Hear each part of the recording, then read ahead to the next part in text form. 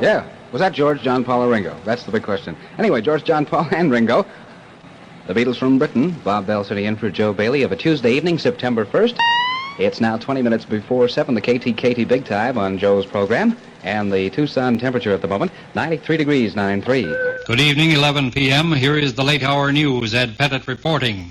What began as a minor traffic dispute last night in a Negro section of Philadelphia has since resulted in rioting and looting with damage running to more than $500,000.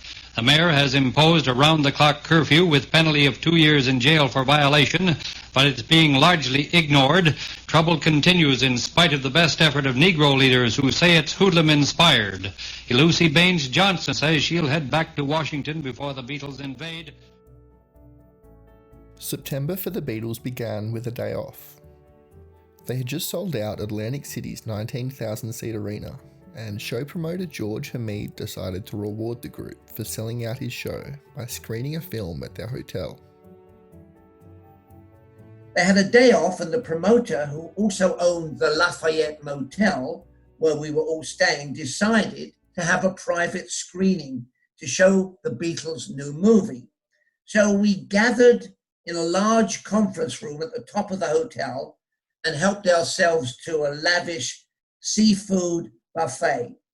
Just before the lights went down, the door opened and in walked the promoter, a man named George Hamid, a lively character who once ran his own circus. He was now a multi-millionaire and the owner of the Atlantic City's famous tourist attraction, the Steel Pier. And right behind Mr. Hamid was about half a dozen beautiful young women in various provocative stages of undress. And before our very eyes, Mr. Hamid turned to the Beatles and said loudly, "Take your pick."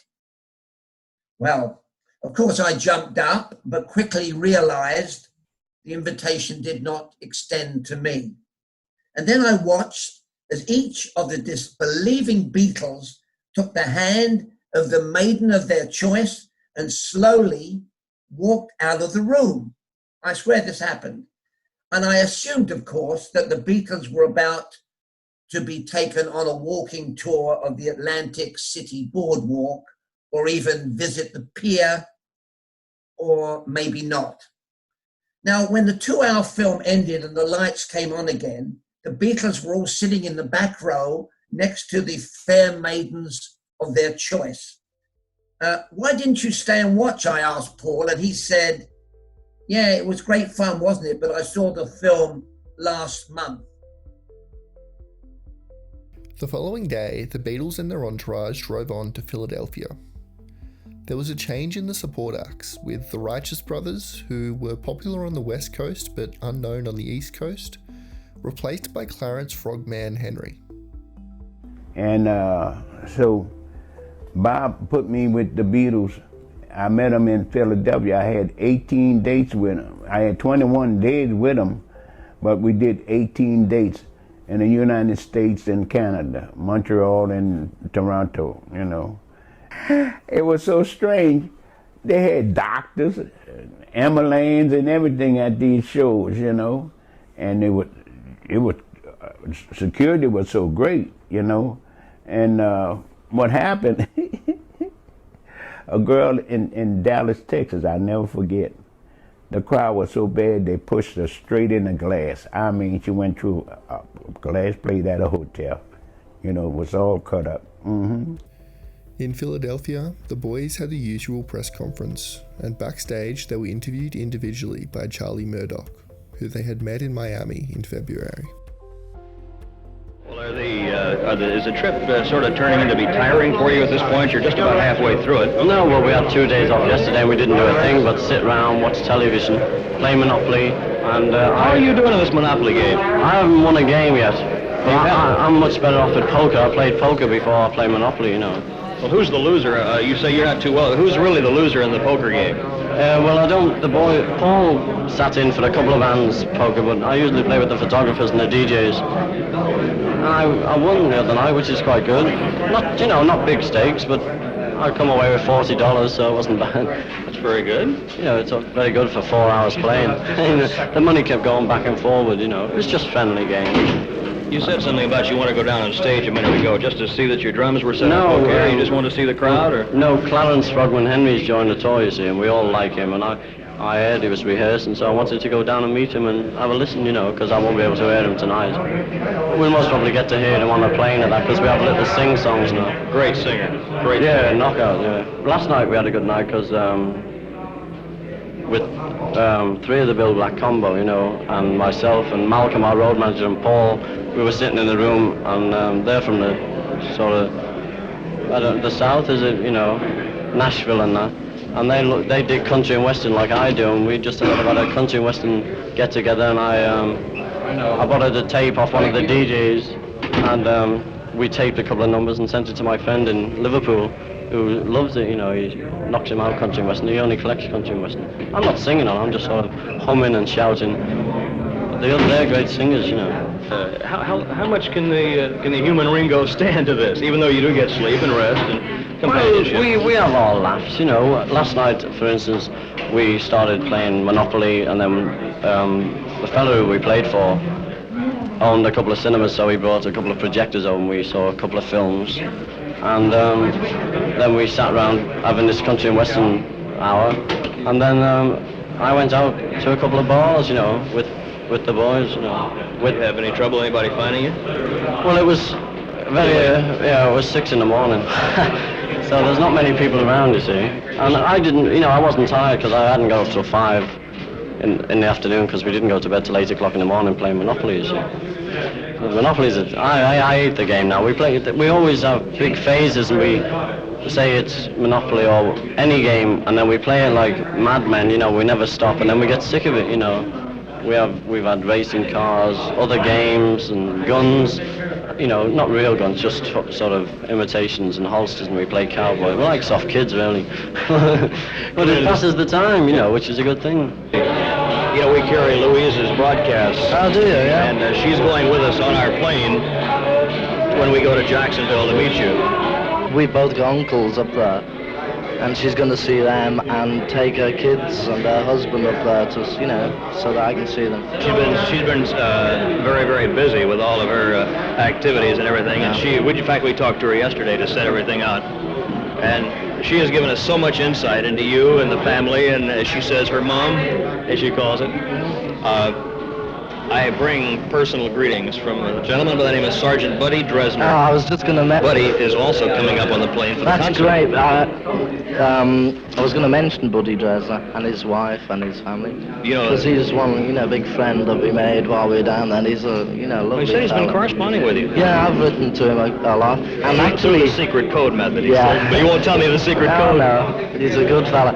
And actually, he wanted some shirts like we were on stage, you know, with the big collars. Mm-hmm. And so I sent him some of those, and that was the last letter I got back from him, I think, saying how he'd received them.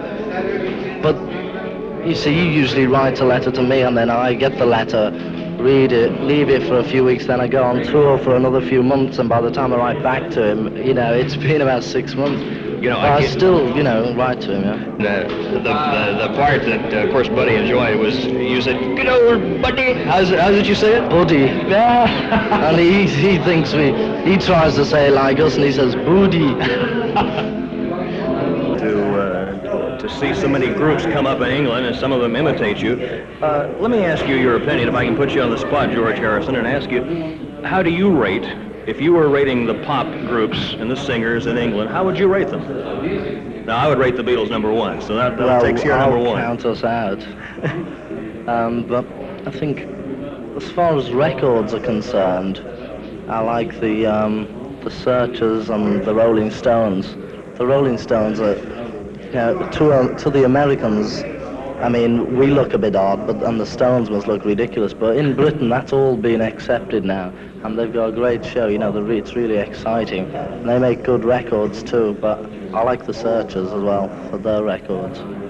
Well, I think that... And the Animals, that's the newest group to have hit records, but they're marvelous musicians. I had the pleasure of talking with them today in New York, and they were looking forward. I think, was it John that knows you, or that has met you? I met a couple of them one night. Well, a couple of nights. They go to, they frequent one of my nightclubs that I go to. And, you know, the great fellas, they're also from the north of England, which may have something to do with it. Yes. But they certainly hold you in very high esteem. John, I have about 10 seconds here. Could I ask you 10 seconds, right, let's go. Quick, talk fast.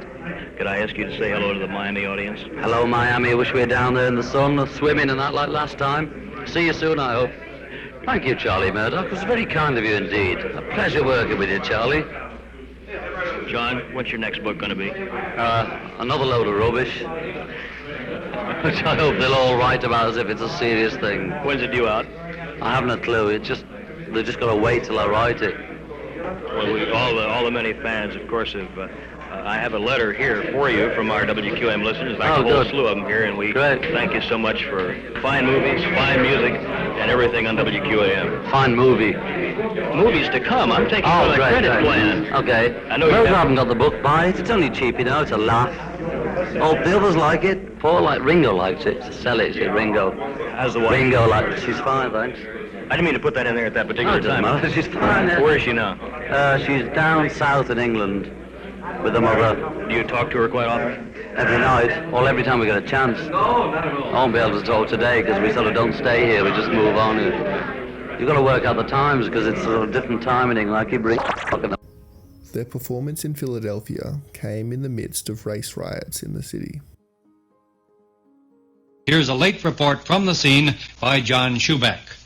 Despite the efforts of more than 1,500 law enforcement officers, efforts to quell rioting and looting in North Philadelphia have not been successful. A rash of police injuries have been reported, and the arrest total has now climbed above the 200 mark. But as yet, it's been impossible to prevent outbreaks of rock throwing, looting, window breaking, and attacks on police. This is John Schubeck reporting from Philadelphia. The Beatles had the kids jumping again tonight, but aside from the noise, it all passed without incident, and welcome relief it was for police. I mean, the whole thing about the segregation thing, like everybody thinks the segregation started, the insertion into the rider was for the Jacksonville show. Nothing of the kind. It was in the rider in April of 1964, 5 months before the show. Everyone knew that show was going to be integrated. The Beatles only needed that clause for America only. No other place they played, in Europe, Asia, Australia, did they need the segregation clause. It was only in North America. Did that hold in Philly? Did that hold in Philly? Yeah. Did they adhere to that? Yes, they had to. Because there's blacks and whites intermixed with crowd photos in Philly. Now, is it mostly a white audience? Absolutely. Yeah. It's majority white kids. The people that don't get the credit for the integration clause in the contract that never get talked about. Brian Epstein and Norman Weiss. Norman Weiss being the vice president of General Artists Corporation, a Jewish man. Brian Epstein, a Jewish gay man. Those two planned the tours, not the Beatles. The Beatles were told where they were going to go. Norman and Brian did it. And what's interesting is all during this time, during the planning of the tour in March and April, the first stories start appearing in the New York Times of African-American artists wanting to play before desegregated audiences. And white artists finally backing them up. People like Vladimir Horowitz, Leonard Bernstein, people like that had a lot of clout. So it's so interesting that all this was going on in New York. Of course, Norman Weiss is right there in New York. He's in the entertainment business. He's dealing with us all the time. And all of a sudden, black artists are standing up and they're saying, we're done with segregated audiences. We want to play before integrated audiences. So I'm thinking it's kind of was in the thinking of Norman to put this clause, to present it to Brian and say, I think we should do this. And Brian, being a gay Jewish man facing his own discrimination in his life, said, that's a great idea. And then the Beatles backing them up.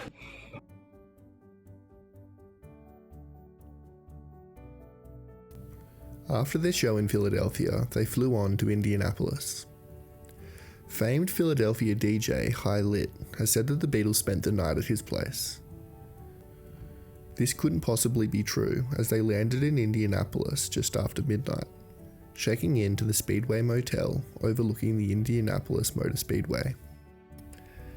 It was an especially nervous flight for the boys, as psychic Jane Dixon, famous for sort of predicting the Kennedy assassination, had predicted that the Beatles would die in a plane crash on their way to Indianapolis.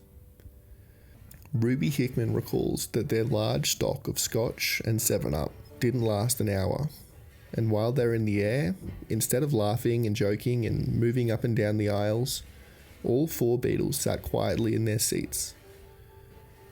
When we touched down safely at Indianapolis, the Beatles and all the rest of us broke into loud cheers and clapping. True. In the early morning hours, the show began. Arriving at Weircook Municipal Airport, the Beatles got their first view of Indiana. The fans, few in number, were shocked that the moment had really arrived. There were the anticipated screams and squeals as the fans caught their first glimpse of the quartet. The security precautions, far more elaborate than when the late President Kennedy visited the same airport, included landing the plane at a little-used section of the field and surrounding it with 60 policemen. Born in Liverpool, England, a town referred to by some cynics as the Brooklyn of Britain, among people described as fun-minded and earthy, the Beatles have become used to the crowd. They know its power. They're dependent upon its applause. Tomorrow there will be 26,000 at the Indiana State Fair waiting to see them perform. Tomorrow the crowd would grow in size, becoming capable of any emotion. Now, however, things were proceeding according to a carefully plotted master plan, conceived months in advance. The dull monotony of constantly getting off and on airplanes in a strange country often confuses George, Paul, John, and Ringo. Sometimes it's difficult for them to determine exactly where they are. Once the cameras begin to grind and the many flashbulbs begin to pop, the Beatles are at home. These are the sounds they know and understand. The Beatles, famous for the Mersey sound, stopped in Indianapolis in the midst of a 33-day tour of 23 American cities. The entire tour is expected to gross $2 million. For the 2 shows at the Indiana State Fair, they were to receive $100,000. And then it was time to leave. The policemen, taking a deep breath of fresh air, prepared themselves for the hours and minutes yet to come.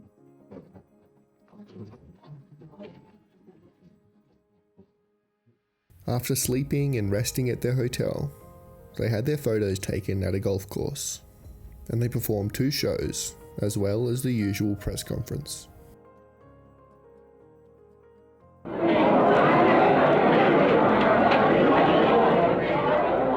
The Beatles, escaping the 13,000 fans who attended the first performance, were whisked to another building for a press conference before the second show. As the last screams faded away, even the critics remarked how well the teenagers behaved during the performance. It was true that many girls wept. It was true that many were hoarse from their incessant screaming. The casualties, however, were light. The potential danger of that many people all together at one time was great. The Beatles, fresh despite their exhausting ordeal, were still able to fascinate those who were willing to watch. Their accents were fab. Their dialogue was fantastic. Outside, along the midway of the State Fair, teenage boys were buying "I Hate the Beatles" buttons. Stand as far as the draft is concerned in England. About 5'11". Comes from that door. We won't be drafted. Draft? You mean the army? Why were you in the army, any of you? We all miss it. It's finished. If we didn't, we'd all hide in the south of Ireland. Wouldn't you? Well, he's having a laugh, isn't he? Thanks. How closely was your script of the movie Hard Day's Night scripted, or how much of it did you fellas actually ad-lib or wing? Most of it was script. You can tell the script bits. They're all sort of semi-Irish, Welsh things. Indicated that you didn't believe in religion, that it was all right for others, but perhaps not for you. Well, they want to be an anti-religious comment, because that's the point. And, you know, if anything, I'm agnostic. And so I'm not anti-religious. You look all right to me. Well, I'm having a bit of trouble. No, but if anything, I'm not religious, but I'm not anti-religious. That's the whole point, yeah. I'm not atheist, but I am agnostic. So it probably sounded anti-religious, but the whole point is I don't know, and I don't pretend to know, you know. So I can't say anything for or against it. Correct. Interesting question. I'm much more to the question. During the press conference, they were introduced to Miss Indiana and also 15-year-old Elaine May, who won a contest writing in 50 words or less why she wanted to meet the Beatles. She said, "I want to meet the Beatles because they have a special magic when they perform.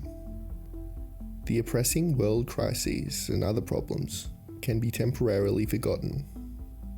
I'd love to meet the 4 young men who can make everything seem a little brighter." At that point in time, everything was the Beatles. You couldn't turn on a radio without hearing them. The Beatles were such an unknown thing that nobody really had any idea about what was going to happen.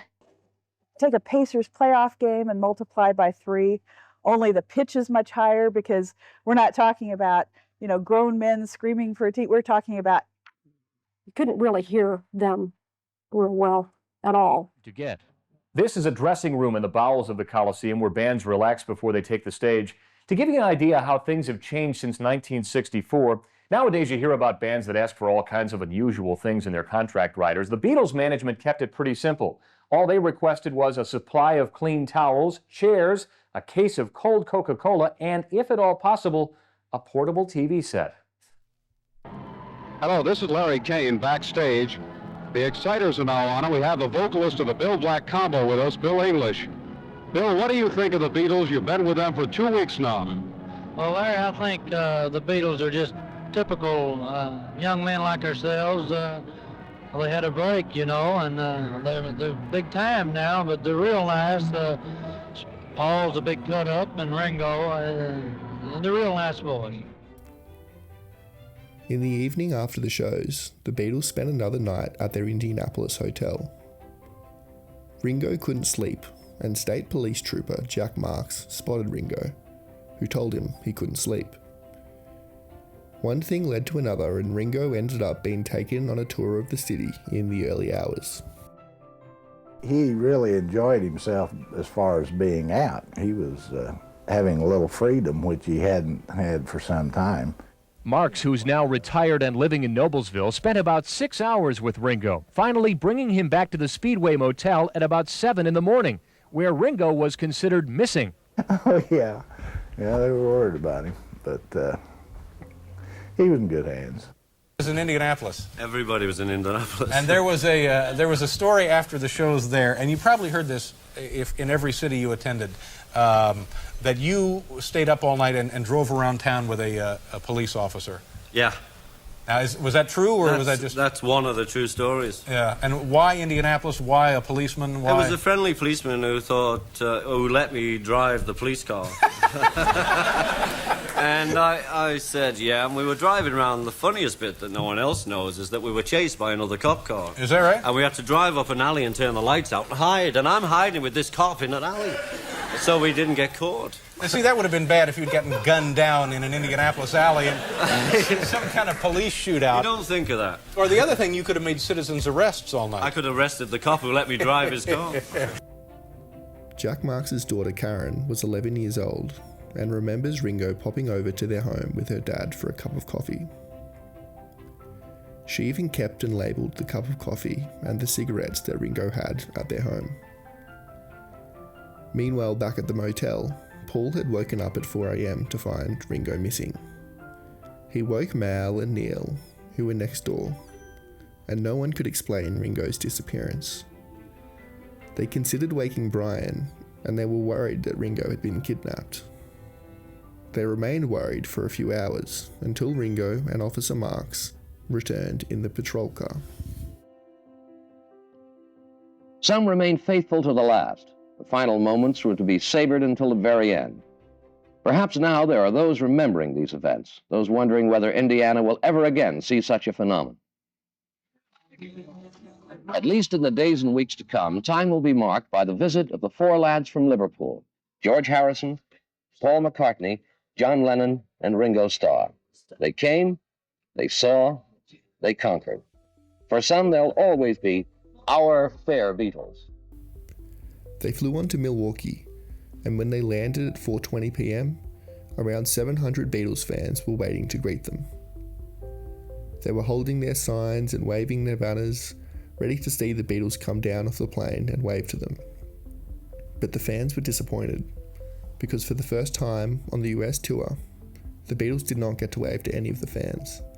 Their plane was taken to the far side of the field and completely out of sight of the fans.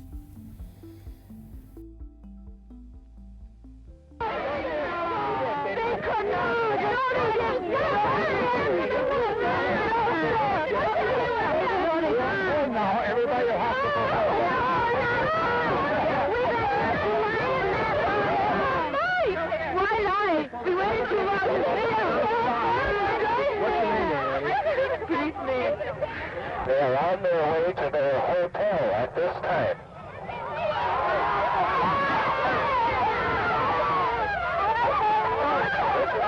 The airplane has landed. They are on their way.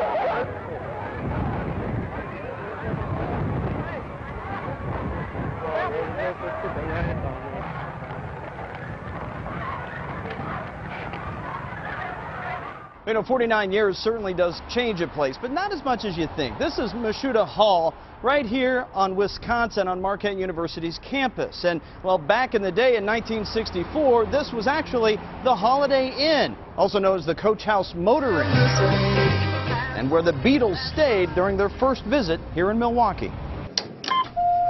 Now, if all accounts are right, we're here on the 7th floor. This is where the Beatles stayed during their visit in '64, more specifically in the governor's suite.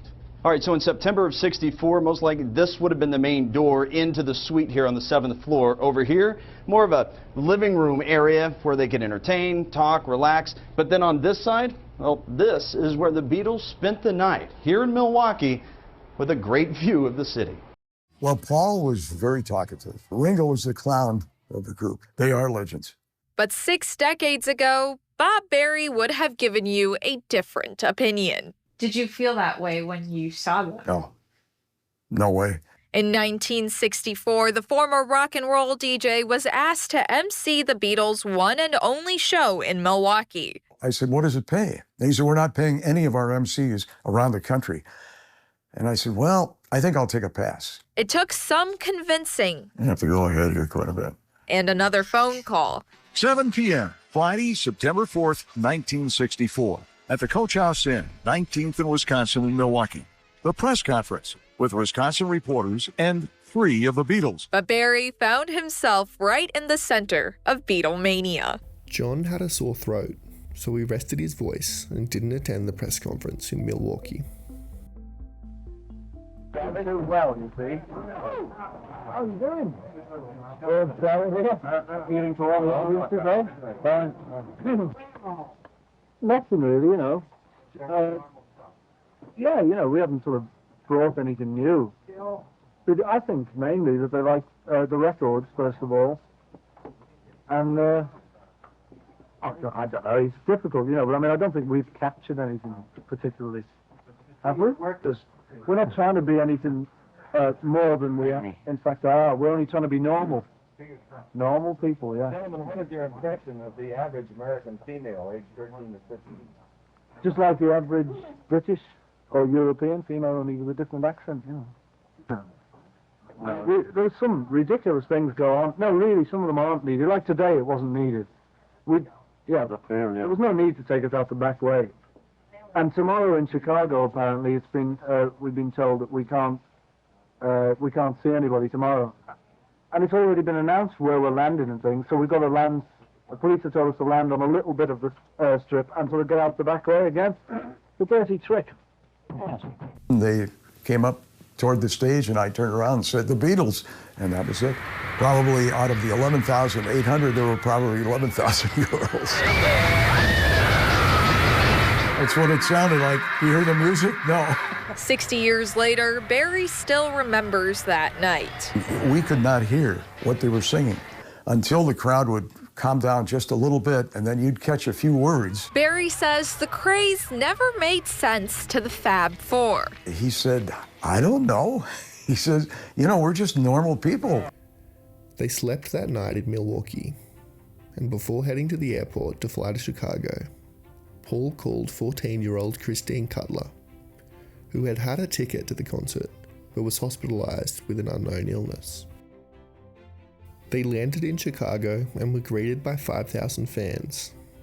They were driven to the Stockyards Hotel and held another press conference.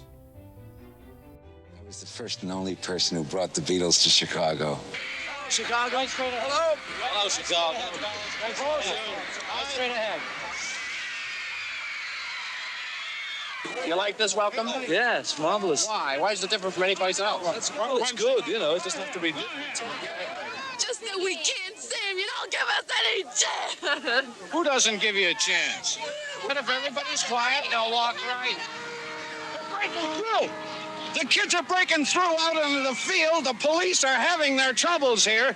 It was obvious from the moment that it was announced that I wasn't going to lose my shirt. The most important thing was that nobody would get hurt and that we would be able to handle this because we had never been involved in anything like this. Yesterday we heard about it. We heard that we'd have to land at a secret spot on the airfield. I'm not sure whether it happened or not today. Did it? Was it a secret place today? It was a different one from the one we were meant to land at, but luckily somebody found out, you see, so somebody did see us. Yeah, the only thing is, you know, if we come in sort of I don't think he's getting it, you know. He's looking amazed. Any of these with the PA, and you can tell him. If we come in secretly and there's a bit of trouble with the microphones. Thank you, George. And there are people there to see us at another place, and we come in at a street. Sorry, yeah, but we can't all speak at once, can we? And as he's answering the question, what's the point of us all butting in? True. Because you're finding it hard enough to understand him. What was your impression of the Chicago skyline? What was that? Oh, yeah, good. That's it. It really looked like any other, you know. Really did. Yeah. I didn't. We thought it was rather distinctive. Oh, well, each people, you know, everybody likes their own hometown, don't they? Yeah, see, the worst thing from our point of view is that it looks as though it's us who's done it too. And I was watching the TV last night, and on the news, they just showed all the fans who were disappointed and things. And they didn't actually say anything about whose fault it was. They just said, Police Commissioner so-and-so said the Beatles wanted to land there. And he said no more. But you know, that really sounded as though we'd said, please don't let us amongst all those fans. We hate them, which is completely untrue, you know. And we'd definitely asked to meet them or at least drive past them, you know, and they told us no. Quite a few of the girls are concerned about John's throat. How is it today? Well, it's better than it was yesterday. It's not 90%, but it's good. For a good Have you fellas given any thought to what you're going to do when the bubble breaks, so to speak? Well, we're going to have a good time.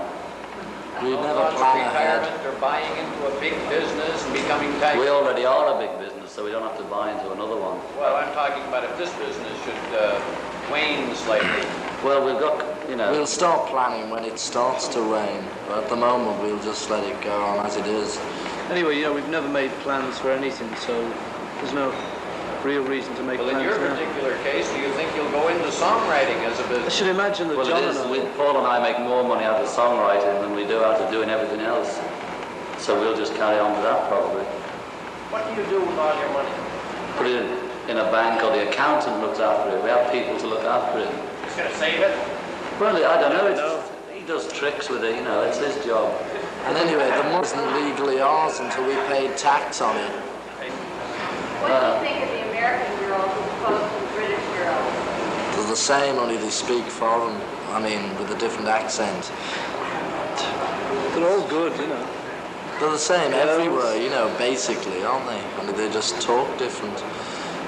A lot of the girls seem to feel that you'd prefer the celebrity-type woman rather than the average girl. What is your... Well, it's the first time we've heard it. I mean, are you making that up, or did somebody say that? No, I heard it before. Well, John's married to a non-celebrity, so there you go. Have you dated any American girls since you've been here? Yeah, a couple. Yes. Well, you know, dated, I mean, we've met them. We don't really, you know, on this tour, we don't get much time, you know, to do anything except go to each place. I haven't even seen any celebrity girls, have you? No, we haven't seen any. Tell us, go. Where would you like to go that you haven't gone yet? Home. Home? You don't like the U.S. or? I don't want to. Will you? I mean, we haven't been home for a month, so you say, where do we want to go? We'd like to go home next. No, you're trying to put answers into our mouths. You know, we like the U.S. I mean, we wouldn't be here. You know, we've been gone to home. We liked it. We came back. It's a great place, but naturally, you know, you get homesick. You would if you were in England for a long time. Maybe you wouldn't.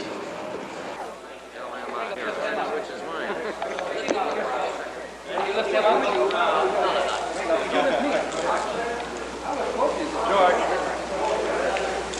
Wait a minute, hold it right there. Hold it. Hold it. Hold it right there. Look right in here and smile, will you? That's it. Okay, Ringo, just...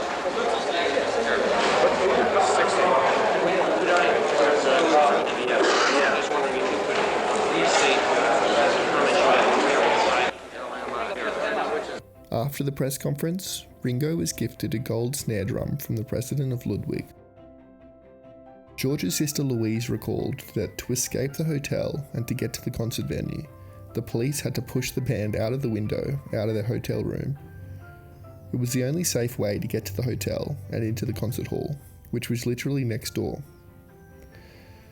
When George stepped out of the window and onto the fire escape, he looked at Louise, who said his eyes resembled the eyes of a doe looking directly into the barrel of a gun.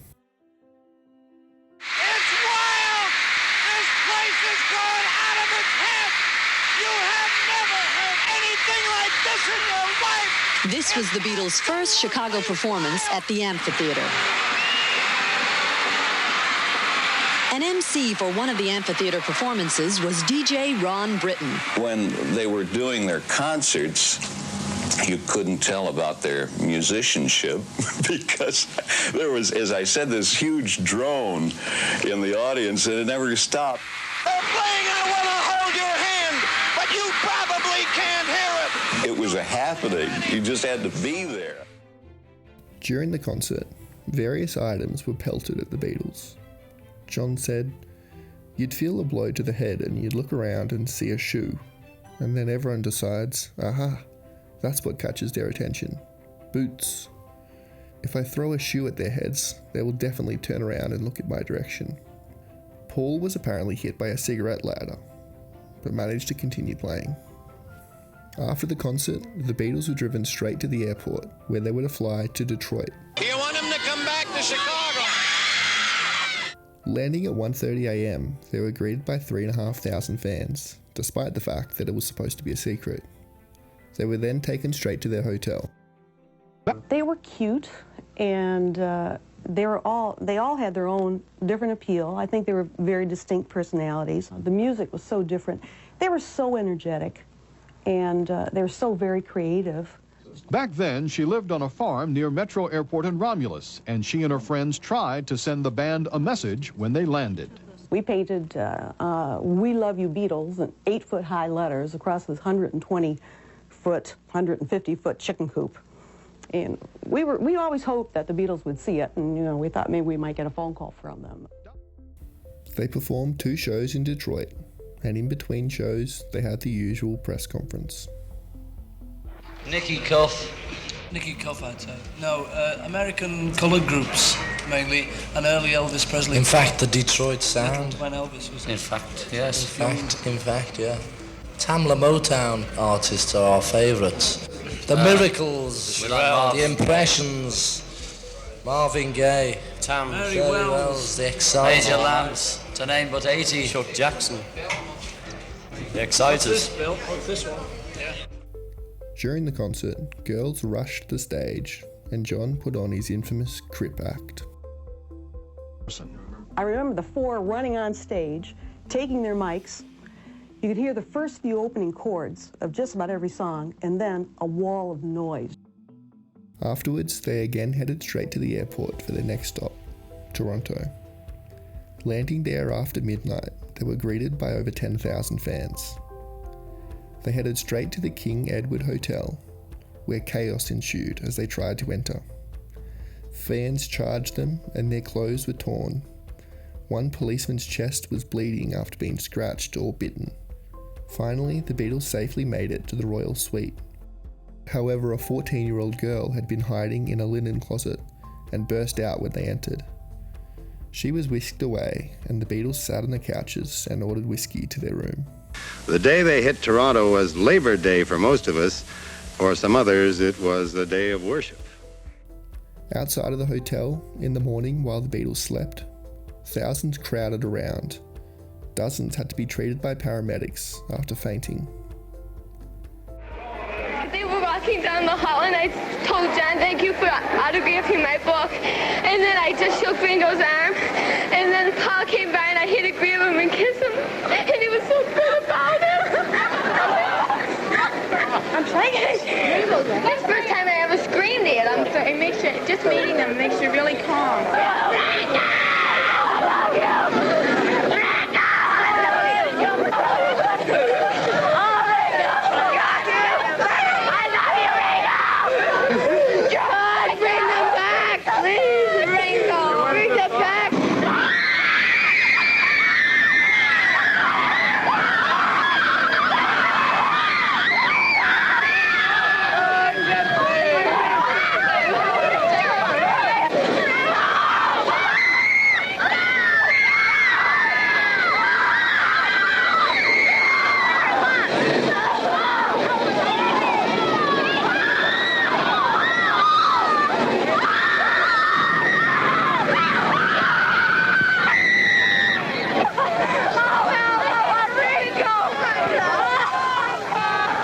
Just a good, healthy way of having a good time, and that's the way of showing they appreciate what we're doing. Why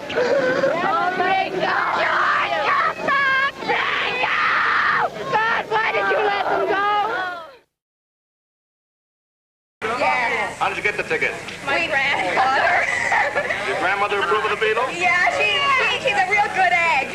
I think they're grand. Marvelous, marvelous, marvelous. Why do you say that, girl? They're nice, clean boys. They're decent, clean boys. Everything you want them to get. Look at the blood that's falling up. Yes. Do kids have grandchildren? Yes. Are your grandchildren Beatles fans? Yes. And you heartily approve? Yeah, sure. Okay, thank you, girls. Should have more Beatles, eh? Sure. All right. Which is your favorite, sweetheart? Starting with you. Paul McCartney. You want to marry Paul when you grow up? Yeah. You would like to marry Paul, wouldn't Yes, you? sir. You think there's any chance of that? No. Yeah. How about you, dear? Ringo Starr. Why is he your favorite? He's a doll. All right. How about you, sweetheart? Who's your favorite? Paul.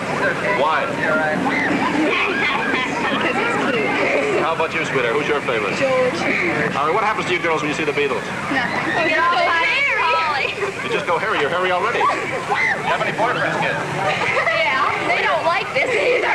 Boyfriends don't like the Beatles? Right. No. Then why don't your boyfriends like the Beatles? They're jealous. They don't like the Beatles.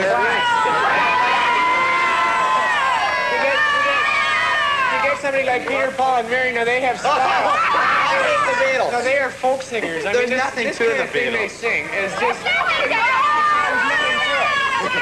Beatles are bad news. You expect this affection for the Beatles to last forever, dear? No, for another 6 months. Yeah. No. At least, yeah. Then are you going to find somebody else afterwards, dear?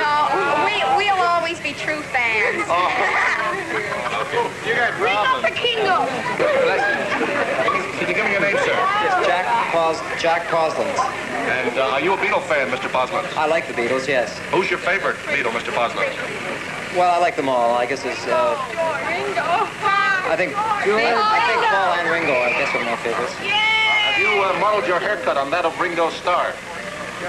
No, I don't know. I just grew it and did it the best way I knew how. Do you feel that you resemble Ringo Starr? Well, a lot of people seem to think I do. Do what? resemble Ringo a little bit. How old are you? I'm 26. 26 years old, eh? And you're still a Beatle fan? Well, I like them. What do you hope to be when you grow up? Which one of the Beatles is your favorite? Paul. What happens to you when you see Paul? I don't know, I go nuts, I guess. All right. What about you? You John your favorite? Yes. Why? I don't know. He just appeals to me. Close to your house, sweetheart. I don't know. I think he's good looking. You think he's good looking? What about you, dear? Oh, I love George. Why? Oh, he's just fabulous. I really love him. In the afternoon, the Beatles were snuck out in a police van and arrived at the Maple Leaf Gardens for 2 shows, and again, a press conference in between. There has been objection to the kind of example you're setting by smoking in public. Have you ever considered giving it up? No. Why should we? No. Because we don't set examples. Everybody else smokes in front of everybody else, you know. What's the point? And we don't set examples to people, you see. Hey, why should we, you know? We even drink.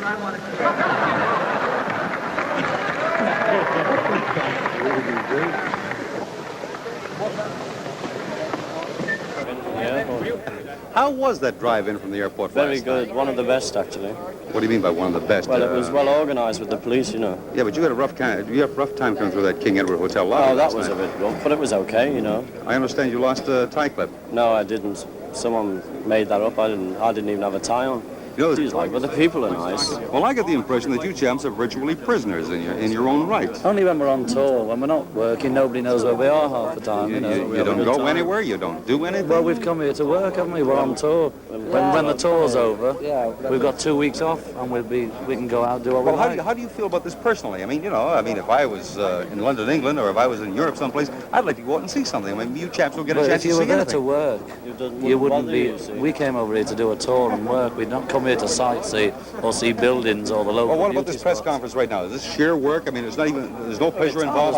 It's job, we have a laugh with it's pleasure. I haven't had a chance to talk to you very much. Yeah, you missed me, didn't you? I didn't miss you at all. You were there, but you were talking to somebody else. You were busy. I wasn't. Yeah. Okay, go on. Now, what is your impression of Canada? It's very nice, yeah. I like it. Now, when you are finished, touring around the country as a Beatle, have you given any thoughts to perhaps using a few of those shekels that you've earned to come back and perhaps see some of the cities that you've been in? Yeah, probably. But, we haven't made any plans so far. We'll wait until that happens and then we'll start arranging what we're going to do. No.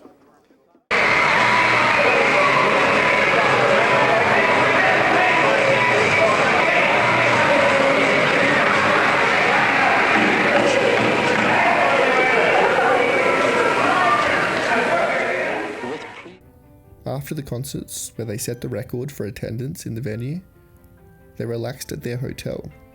At 1:30 a.m, the mayor of Toronto and his wife attempted to visit the Beatles' hotel room. They were refused, being told that 2 of the Beatles were asleep and the other 2 were talking with relatives. The mayor was outraged, and he complained to the local newspaper that he received a very rude reception. The next day, they headed to Montreal, landing at 2:30 in the afternoon. Leaving Toronto, you walked over, and said goodbye. Do you plan to do this as much as you can in the future to the fans who greet you at the airports? Yeah, if we're allowed to, But if not, then we'll just have to do what we're told to do, about the police. But like today, it was all right. It was a good, orderly crowd, and so it was all right to do that. I want to congratulate you, by the way, on, I think, your insistence on seeing the fans in Chicago and seeing the fans off in Toronto today. They came to see you off and you saw them off, and I thought it was very pleasant after all the experiences we've been through to see you go over there. Yeah, well, we've had quite a bit of that. We talked the other day about police stopping us. Well, they do occasionally, but when they give us a chance, we'll take it, like today.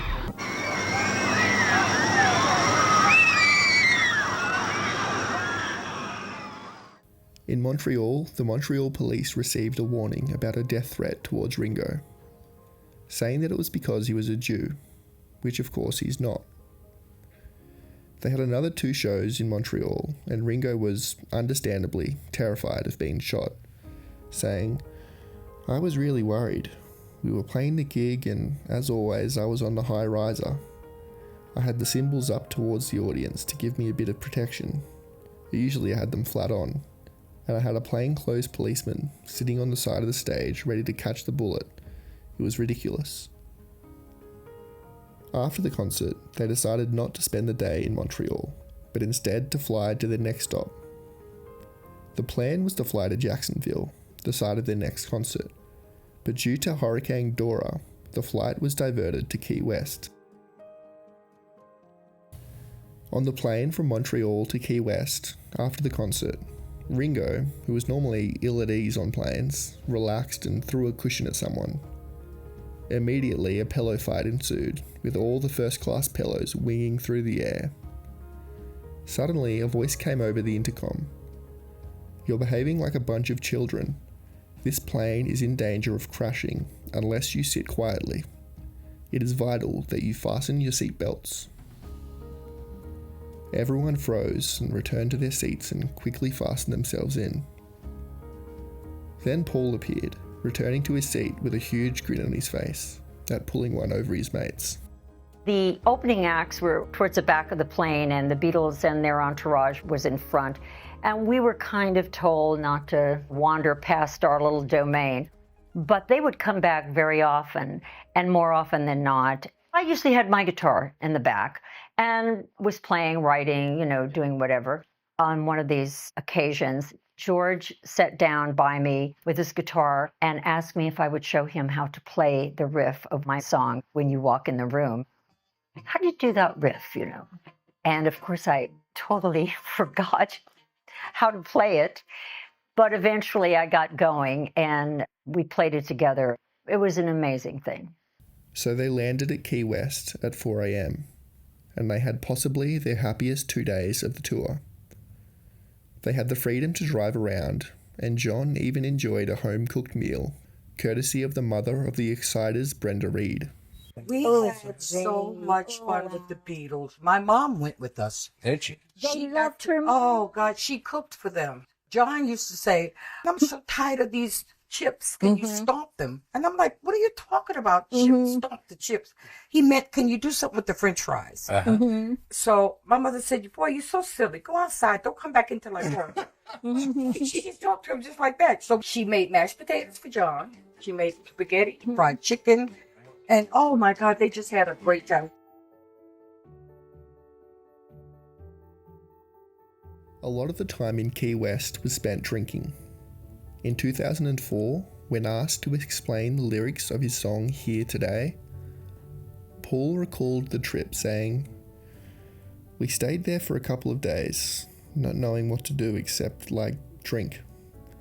I remember drinking way too much and having one of those talking to the toilet bowl evenings.